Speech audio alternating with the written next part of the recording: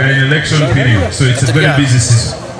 Yeah, but in the meantime, DJ Soko Sumulawa Muziki, as we look forward to a list. Ogu no murundi gwa kana aba Ministry y'Emizi n'ebyobuhangwa aba Worldwide Fund for Nature hamwe n'ebitongole nka Nairobi Breweries barikutebekanisa okwiruka oku.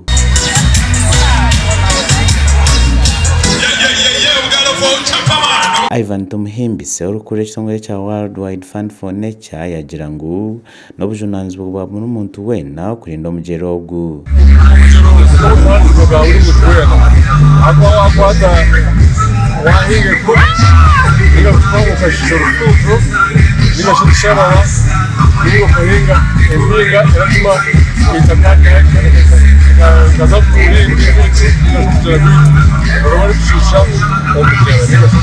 Abarukutura hino omugyera ogu bayihanangizibwa okugurinda gubase kuhera abariho n'abarikwija.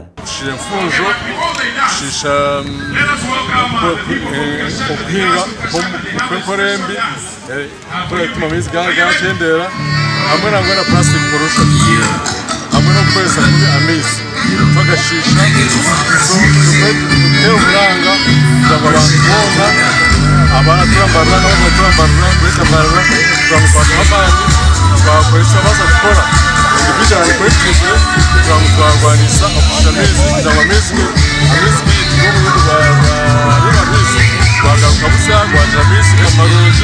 that's the basis of why we are running. We know since 2019, that's when we had a real dive in terms of depletion of our water resources, in terms of quantity and quality. We did the water assessment and we came up with a cocktail of a number of interventions that we needed to do. But before we do any intervention, we wanted to raise awareness of the dangers of the practices that are really degrading our resource.